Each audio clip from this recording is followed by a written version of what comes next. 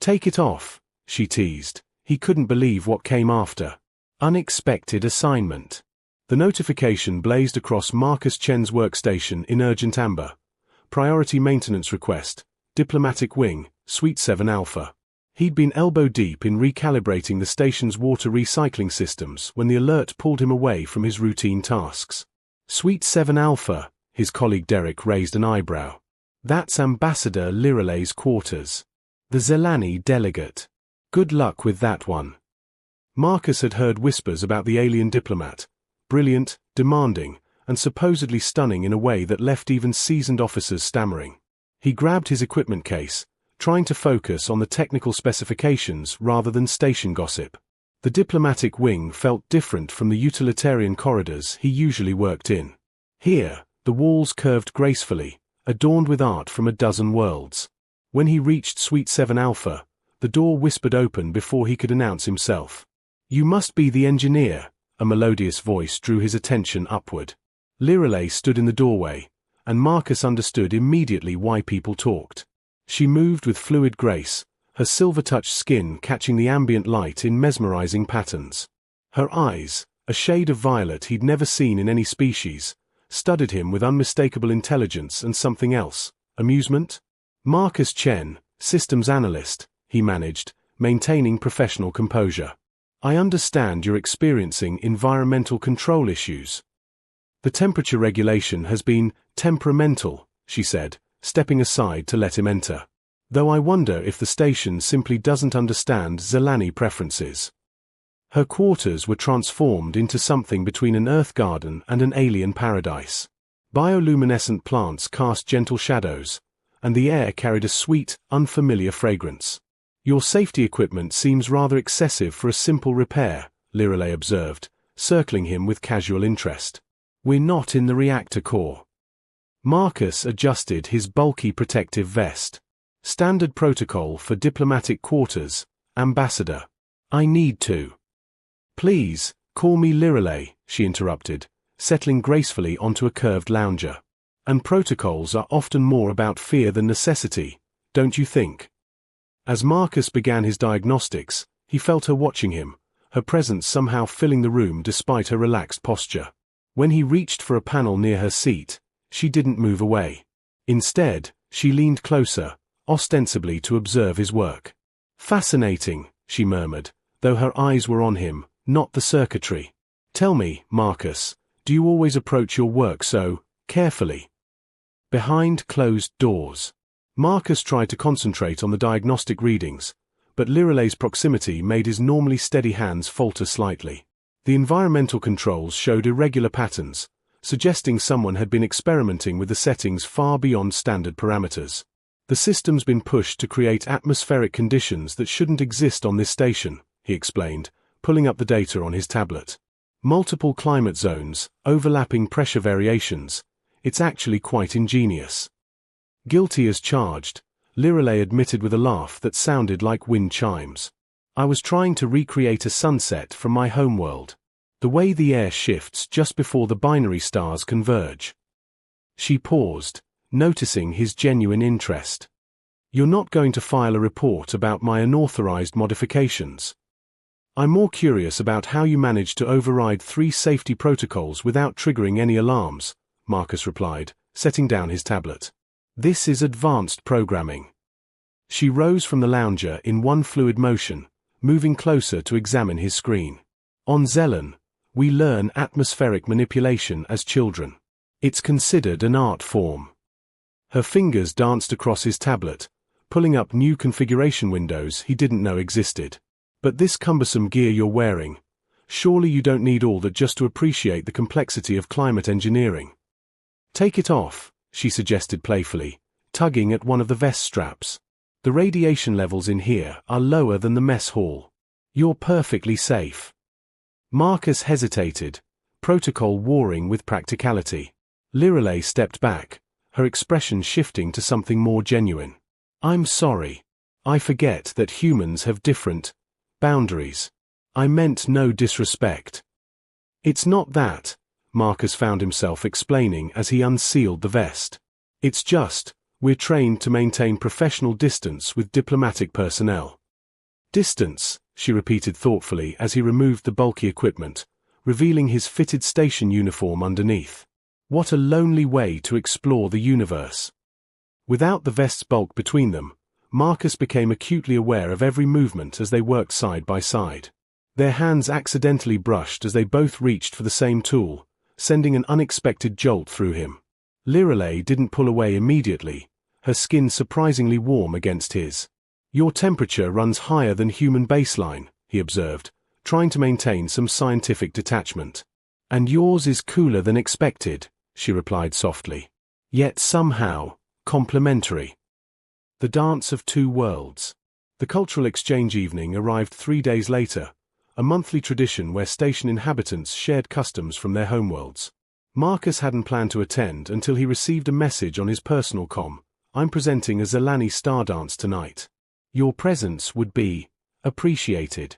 The observation deck had been transformed into a gathering space, with representatives from various species mingling under the vast star field. Marcus spotted Commander Theon, Lirelei's imposing colleague, who gave him an evaluating look before nodding. Approval or warning, Marcus couldn't tell. Then the lights dimmed, and Lirelei appeared.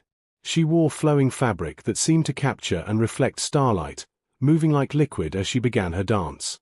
The music was unlike anything Marcus had heard, layers of harmonics that seemed to resonate in his chest.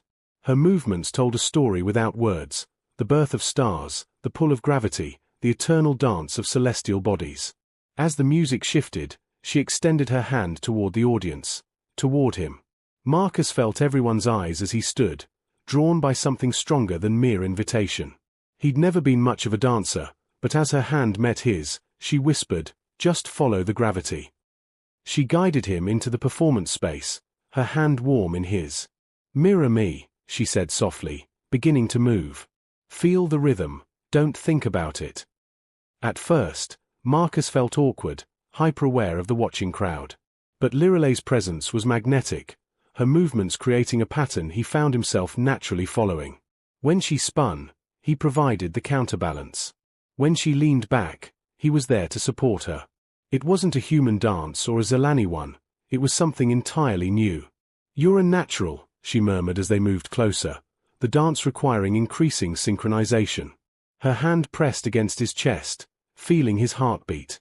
"Your rhythm is stronger than you know." The music crescendoed, and she turned in his arms, her back against his chest for a moment that felt both eternal and fleeting. He could feel her breathing, quick and light, matching his own elevated pulse. As the final notes faded, they stood together, her fingers still intertwined with his. The audience applauded, but Marcus barely heard them. Lirelei's eyes held his, violet depths reflecting something that transcended language or species. "Thank you," she whispered, her thumb brushing across his palm before she stepped back into a formal bow. Later, as the gathering dispersed, Commander Theon approached Marcus. "She doesn't dance with anyone," he said simply. "Ever." His expression softened slightly. "Be careful with her heart, human. It's more fragile than her strength suggests." Midnight confessions. The emergency alert came at 2:47 station time. Marcus jolted awake to find his comm flashing with another priority request from Suite 7 Alpha, but this time it was marked personal, not official. When he arrived, the door opened immediately. Lirelei stood backlit by the soft bioluminescence of her quarters, wearing a simple flowing robe, her usual composure absent. "I'm sorry for the hour," she said quietly. "I couldn't sleep, and I've disrupted the atmospheric controls again. But that's not really why I called you." Marcus stepped inside, noting the air shimmering with unusual patterns, microclimates swirling and merging like visible emotions. "What's wrong?" "Nothing. Everything." She moved to the viewport, gazing at the stars. "On Zelen, we have a saying, the heart knows no species, only souls. I've been trying to convince myself it's just poetry." Marcus set down his tools, moving to stand beside her. In the starlight, her silver-touched skin seemed to glow faintly. "Lirelei." "That dance," she interrupted, turning to face him. "It wasn't just performance. In my culture, to share synchronized movement like that, it's an acknowledgement of deep compatibility. I should have told you, but I was selfish. I wanted to know what it felt like. What felt like? This, she whispered, reaching up to touch his face gently. Her fingertips were warm, sending that familiar electric sensation through him. Connection without barriers. Without the weight of being diplomat and engineer, alien and human. Just us. Marcus caught her hand, but didn't pull it away. Instead, he pressed it closer to his cheek. I've been trying to convince myself it's just curiosity, professional interest. But when you're not here, the station feels emptier. When you are, everything seems more vibrant. She stepped closer, her other hand finding his chest, feeling his heartbeat again. Your pulse quickens when I touch you. Is that fear or? You know what it is, Marcus said softly, his hand covering hers. The same thing that makes your skin brighten when I'm near. I've noticed. Lirelei. How could I not notice everything about you? She smiled then, genuine and vulnerable. My assignment ends in 3 months. They'll send me to the outer colonies next. 3 months, Marcus repeated, his free hand finding her waist, drawing her closer. That's a lifetime on a space station. Or it could be just the beginning.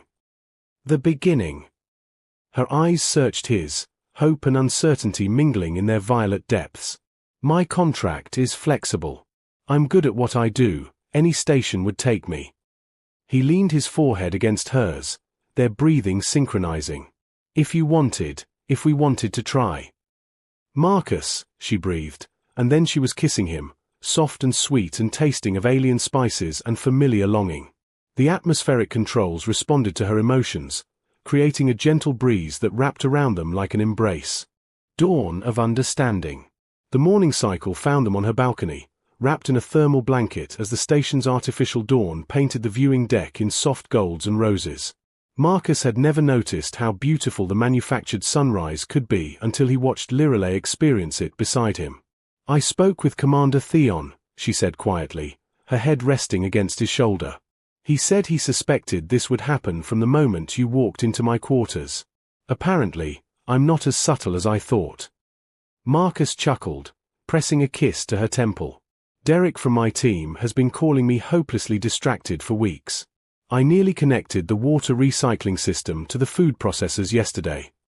That would have been interesting, she laughed, the sound warming him more than the blanket.